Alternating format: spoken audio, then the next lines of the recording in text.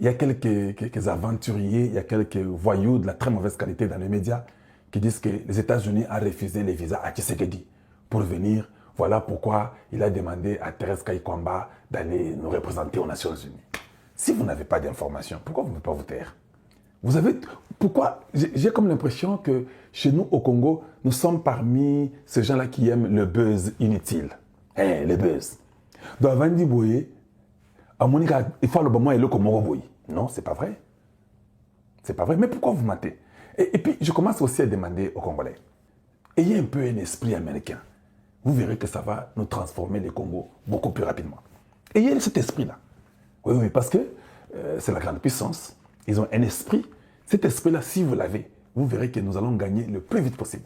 La première des choses est celle-ci. En Amérique, quand il y a des chaînes de gens qui mentent, qui ne disent pas la vérité, ces chaînes-là n'ont pas droit de survivre pendant 6 mois. Tout le monde quitte ces chaînes-là dans 6 mois. Et puis au lobby Bouzo Banayo, on dit, what's going on with this guy? C'est comme ça que nous commençons directement à s'exprimer. What's going on with this guy? Qu'est-ce qui ne va pas avec cet individu? This is the second time. Il nous a dit ceci, ça ne s'est pas réalisé. Il revient encore pour nous dire encore une bêtise. Ok, watch out. Et ce qui est étonnant, le peuple américain commence déjà à dire à tout le monde que tel média, ce n'est pas un bon média. C'est un média d'aventurier. Le gars dit des choses qui ne s'accomplissent pas. C'est un menteur. Pourquoi vous avez des preuves qu'il y a des aventuriers qui vous mentent? Pourquoi vous les suivez? Pourquoi vous les suivez? Je m'étonne. Babo Eli Tshisekedi à côté des États-Unis, Donald Trump, Kazaki Moninga Tshisekedi. Ces gens-là ne croyaient pas Kazaki Moninga naïe. Maintenant, ils profitent pour dire, oh, ceux-là que nous pensons qu'il était l'ami de Tshisekedi. Maintenant, Babo Eli Tshisekedi ailleurs aux États-Unis. Non, c'est faux. Vous n'avez pas l'information. Vous êtes des menteurs. Essayez d'arrêter de mentir le peuple congolais. Là où j'étais, là où j'ai eu l'information, à côté de moi, il y avait Jean-Claude Moubenga. Et la personne était assise en face de nous. Il nous dit tout ce qu'il y avait comme information. Jean-Claude Moubenga a fait une émission il y a 4-5 jours. Il a dit que le président Tshisekedi ne partira pas aux États-Unis. Et je savais pourquoi il a dit ça, parce que lui et moi, nous avions eu la même information. Moi, je suis venu il y a 3 jours. Je lui ai dit que non. Si ça ne dépendait que de moi, je souhaiterais que le président Tshisekedi aille aux États-Unis. Qui se rappelle de l'émission? Si ça ne dépendait que de moi, je demanderais que le président Tshisekedi puisse aller aux États-Unis. Je pose la question. Si j'avais déjà l'information qu'on lui a refusé les visas, pourquoi je peux vous dire que ça ne dépendait que de moi? Imaginez-vous, s'il n'avait pas les visas, pourquoi j'aurais dit ça? S'il n'avait pas les visas, je n'allais pas dire ça, je laisse même me taire. Voilà. La réalité, elle est celle-ci. Le président Tshisekedi avait son visa pour partir aux États-Unis. Et Moubenga et moi, nous étions au courant qu'il avait les visas. Les États-Unis avaient déjà permis à donner les visas à Tshisekedi. Mais pour votre information, je dois le dire, ce n'est pas important. Les États-Unis, l'ambassade des États-Unis à Kinshasa avait donné les visas pour moins de 10 personnes. Je ne vous dis même pas l'exact chiffre que je connais. Voilà comment moi j'ai fait les émissions. Avait donné les visas à moins de 10 personnes pour accompagner le président Tshisekedi. Le président Tshisekedi a dit, j'ai autre chose que je dois faire, je ne parle pas. Comme c'est moins de 10 personnes, à cause d'Ebola, on a restricté.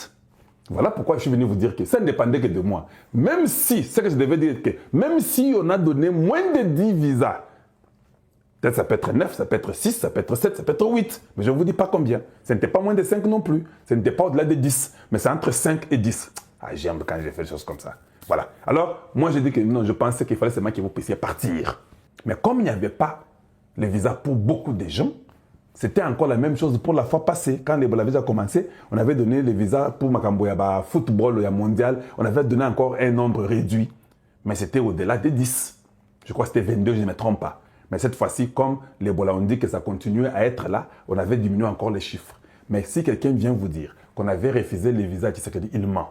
Si vous insistez, je ferai tout pour que je puisse avoir notre source à l'ambassade, que j'ai encore même la preuve que je viens de vous montrer ça. Physique, j'ai dit de ça. Donc il ne faut pas tomber dans les jeux des aventuriers qui viennent vous dire « Oh non, les États-Unis, a refusé que Tshisekedi puisse partir aux États-Unis. » C'est faux. Maintenant, je vous pose la question. Nous sommes à la fin de juillet, non? En septembre, si les Nations Unies, ils ont les trucs des Nations Unies qui commencent. Il sera là, non? Il sera là comment alors? C'est Kagame qui ne sera pas là parce que lui, on l'a refusé les visas. Donc on ne sait même pas quand on va lui remettre ça. Mais le président Tshisekedi sera là. Il sera là comment? On t'a refusé et puis en septembre, on va te donner pour que tu aies aux Nations Unies. Si on donnait les visas à moins de 10 personnes au président Tshisekedi, parce qu'il faut maintenant penser à sa propre sécurité. aux gens qui préparent pour lui, à tous ses secrétaires et les gens qui l'entourent.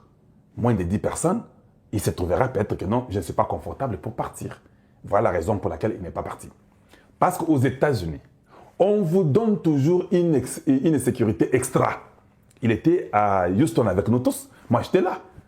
J'ai vu une sécurité qu'on n'a pas l'idée. On n'avait pas donné beaucoup de gens. On avait donné peut-être une vingtaine de personnes. Mais quand il est venu, la sécurité que le président Tshisekedi avait à Houston, je n'ai pas vu un autre chef d'État avoir cette sécurité-là.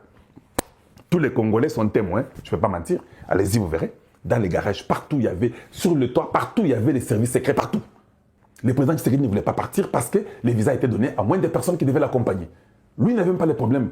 Lui, il a un visa indéterminé pour les États-Unis. Oui, indéterminé entre quand il veut. Mais c'est seulement pour ces gens, il a trouvé qu'il n'allait pas avec le nombre qu'il voulait. Bon, maintenant, quand vous faites déjà ça prochainement, attention à l'India qui a signé la permission qui n'a rien aux États-Unis. À côté de Mataka, il y a un mois na garde de Kolata, ni balai, bazaka 4, côté avion. Ils arrivent seulement ni à New York, ni à Washington, ni à Floride.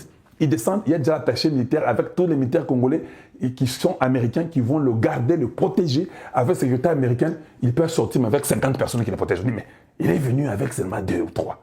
Comment il a dit? Oui, c'est comme ça. Nous voulons voir des changements. Les gens comme les Isha Lingonza, ils ont fait très longtemps, ils n'ont rien fait. Depuis 2023, Isha Lingonza est chargé des opérations et chargé des renseignements. Nous sommes en 2026, ça fait 3 ans. Il est déjà habitué, il peut être corrompu, il doit partir. Il n'y a même pas de résultats de toute façon. S'il n'y a pas de résultats, on te garde pourquoi? Tu pars. Voilà. Aimez la vidéo, partagez la vidéo et faites que celle-ci puisse atteindre beaucoup de gens. C'est ça que je vous demande. Allez, rentrons à Washington maintenant parce que je dois passer par Washington. Vous dites, est-ce qu'il y a une pression sur Washington? Voilà. Maintenant, rapidement, pour que nous puissions parler de la pression sur Washington, est-ce qu'il y a de la pression pour Washington? Ma réponse, elle est simple. Non, il n'y a pas de pression pour Washington. Il n'y a pas de pression pour Washington. Pourquoi je dis qu'il n'y a pas de pression pour Washington? Ariana Veras va poser toutes ces questions-là. Elle aura une réponse. Les États-Unis est parmi les rares pays au monde qui, s'ils amènent une proposition d'idée, l'idée ne fonctionne pas, ils changent. Je sais qu'ils vont changer des méthodes. Voilà pourquoi je ne crois pas qu'il y ait une pression sur eux. Si une méthode a été utilisée et que ça n'a pas réussi, je sais, je suis conscient, je vous le reviendrai, je vous dirai, ils vont changer d'autres méthodes jusqu'à ce qu'ils auront les résultats. Ils ont déjà signé un accord, nous allons aller pour dire que, mais pour que cet accord puisse s'accomplir, qu'est-ce qu'il faut? Et ils ont déjà signé. Eux veulent la paix dans l'Afrique centrale et au Congo démocratique. Ils veulent aussi la paix au Rwanda. S'ils doivent enlever Kagame pour qu'il y ait la paix, ils vont l'enlever. Ils punissent pour que tu changes, non? Voilà le seul pays que moi je fais confiance aujourd'hui sur la terre là. Hein, il y en a beaucoup, mais je parle d'abord de celui-là, les États-Unis. Je peux vous le dire et vous garantir, je sais, je peux dormir dans la paix. Je sais que non, il faut changer de stratégie. Les gens de voix, ils veulent se faire devenir des prophètes bêtement inutilement. Nous savons que c'est comme ça qu'ils sont toujours. Ils ont fait avec l'Irak la même chose. Ils ont fait avec Saddam quand ça n'a pas marché. Ils ont changé de stratégie jusqu'à ce qu'ils ont tué. Avec Kadhafi, la même chose, beaucoup d'années. Avec Khamenei, beaucoup d'années. Ils changent chaque jour ici. Ils ont même signé les EMOI avec l'Iran. Quand ça n'a pas marché, ils ont repris. Ils bombardent chaque jour en Iran. Ils commencent à casser les routes publiques. Ils ont toujours une marge de manœuvre. Ils ont toujours un plan B, et un plan C et un plan D. Voilà pourquoi la réponse à la question que je vous ai posée. Est-ce qu'il y a une pression sur Washington? Il n'y en a pas. Parce qu'ils finiront toujours par avoir la résolution ou bien le résultat de ce qu'ils ont déjà signé. Ils vont dans les sanctions. Et puis c'est normal, quand vous sanctionnez, il faut tricher, aller chez quelqu'un d'autre. Oh, mais non, on ne peut pas avoir l'argent. Qui peut vous aider à avoir l'argent? Oh non, va chez tel, il va te donner. Et puis il bloque là-bas. Et puis, c'est ça, le là, il y a échec. Et jeu d'échec là, c'est comme ça. Donc, tu fermes ici, tu ouvres là-bas, on bloque, tu ouvres ici, on bloque. Jusqu'à ce qu'ils vont bloquer partout. Et si tu ne comprends pas toujours, ils vont dire, bon, finalement, nous sommes fatigués, non? On ne va pas continuer à jouer ces jeux. Allez, enlevez-le. Que ce soit par bombardement, que ce soit par accident, que ce soit par tuerie, ils vont le faire. Donc, je vais dire aux Congolais, Bitumboyo, signature ou signature le 4 décembre, nous sommes dans les bons. Il ne fallait pas que le Rwanda accepte de signer. Voilà pourquoi Kagame dit, hein, on nous a menti. On nous a fait signer des choses et on ne comprend pas, non? Tout le monde nous avait dit que les Congos avaient mal signé et ils avaient bien signé. Une année après, eux pleurent, ils disent que c'était de mauvaises signatures. Parce que c'est un peuple qui ne sait pas ce qu'il voulait. Il est venu signer juste pour embêter le Congo. Il est venu entrer dans un deal qui ne les concernait pas. Moi, je n'ai jamais voulu qu'ils viennent dans ce deal-là. Mais ils sont déjà venus. Mais nous savons que les deals-là ne les concernaient pas. Les deals concernaient que le Congo avec les minéraux du Congo. Tout le monde dans le monde sait que ces gens-là n'ont pas de minéraux. Au monde américain, baza bande qu'on a binoté. Baza américain. Qu'est-ce qu'ils vont faire prochainement? J'ai déjà un pressentiment de ce qui va arriver. Ils vont aller causer avec tous ces pays européens pour leur dire que non, le Congo là va nous aider, nous tous, vous et nous. Arrêtez d'entrer par ce que vous faites là, d'entrer par les histoires du Rwanda là. Arrêtez ça. Parce que regardez, la Chine là est notre ennemi, la Chine est au Rwanda. Si vous voulez que nous, les Américains, avec vous les Européens, qu'on continue à travailler ensemble, vous devez abandonner cette histoire là parce que la Chine bénéficie beaucoup plus. Il est notre premier ennemi. Et ils vont convaincre tous les Européens. Voilà pourquoi l'Angleterre a libéré ma visa à Congo. L'Angleterre est dans les problèmes des minéraux, l'or du Congo, Sud-Soudan et l'Ouganda. L'Angleterre est impliquée.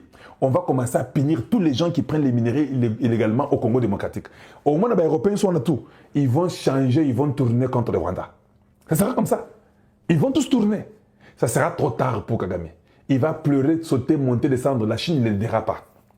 Et les Américains vont changer ça. C'est-à-dire que ce sont des gens qui ont déjà un jour, c'est avant-hier, avant-hier, c'est le mardi ou le mercredi, Rubio a commencé à expliquer